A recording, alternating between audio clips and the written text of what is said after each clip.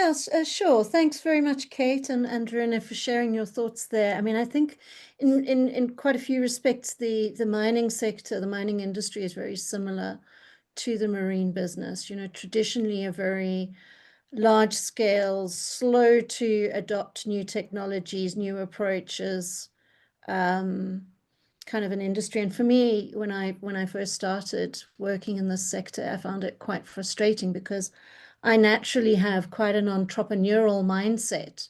So I'm instinctively a collaborative person looking for ways to solve problems, join the dots, and move at speed. So the mining sector was a completely new experience for me just to understand, and to use a marine analogy, that it's a cargo ship. And it takes a very, very long time to turn a cargo ship around. Um, so maybe just to kind of look at the industry, the mining sector itself is very complex. It's also incredibly siloed, and hugely competitive.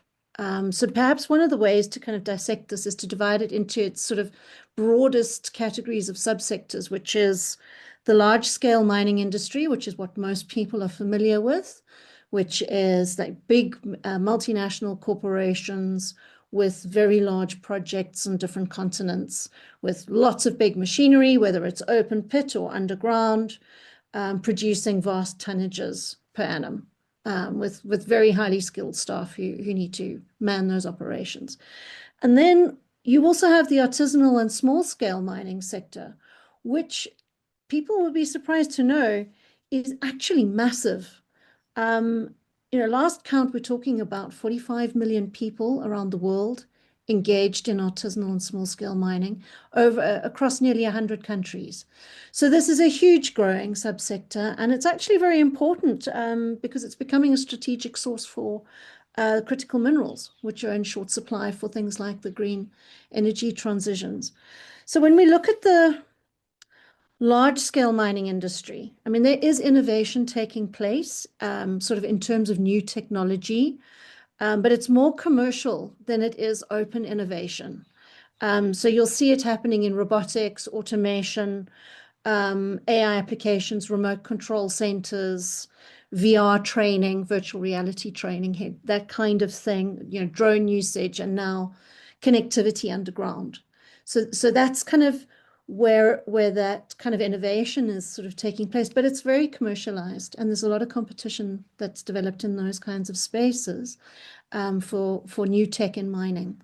The ESG and sustainability type commitments don't really change, because the business imperative is to do the right thing. So the ESG sustainability train has been moving for a long time, and it's really constant, actually. So it's not really affected by things like, for instance, political tides, which are happening in different parts of the world. It will still continue moving in the large scale mining sector.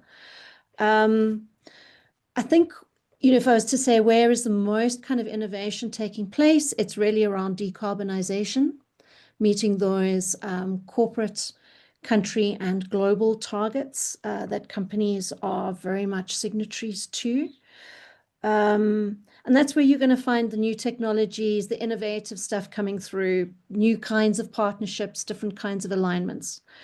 So you can see that, for example, with Anglo American's New Gen program, which aims to decarbonize its operations. And one of the first things they've done is partner with a company called First Mode, where they built a 2 megawatt hybrid battery hydrogen fuel cell plant, and are retrofitting their large haulage trucks from diesel to being hydrogen powered. So they're essentially gigantic EVs. Right. So but it's a slow process. It's over a period of years that kind of innovation is being incorporated into the business model and being tracked. And then First Mode are taking that technology that they developed with Anglo, and looking at rail usage, replacing diesel locomotives with hydrogen fuel cells. So that's where there's maybe that crossover, from like mining has gone into logistics, for example. So that's sort of happening. I mean, in ASM side of things, there's a lot of focus on trying to do ASM more safely, both from the social and environmental impact perspective, because it's huge. And we all have these terrible images of, you know, poor people down holes and children, mining in the dirt to bring up diamonds or cobalt or what have you. So there's a huge focus by a lot of international donor organizations and agencies and partnerships around how to make that actually sustainable and how to professionalize artisanal and small scale mining as a proper livelihood for people. And that's really, really interesting. There's a huge amount of innovation that's happening there. So for me, I think, if I was to sum it up, the large scale mining sector's challenges are that they are slow to adopt new approaches, new technologies and practices. A part of that is because of the very rigorous mining safety codes that they must adhere to. They have stringent regulatory constraints in most countries. And something that people don't really understand is how often the staff who are responsible with innovation and technology and in the sociable performance and sustainability departments are massively overworked. They have huge reporting requirements, and it leaves them very little time to collaborate innovatively with their peers and with other people in other industries.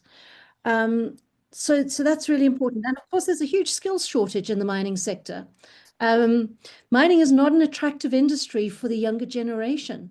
So we're struggling to bring young, innovative, collaborative thinking into the sector because people have a very negative perception of what it's about. I mean, in artisanal and small scale mining, just to quickly sum up, the challenges really there are around the informality of the sector. It needs to be professionalized and formalized because otherwise that leads to illegality and criminal aspects creeping in. People in the ASM sector don't have access to finance. They have a lack of education about the process of mining. There's very little technical support, and a lot of these people are from very vulnerable groups, especially women and youth. So there's huge opportunity in the ASM sector for some relatively quick wins for open innovation collaborations, more so than I would say in the large scale mining sector. But let me leave that there for now.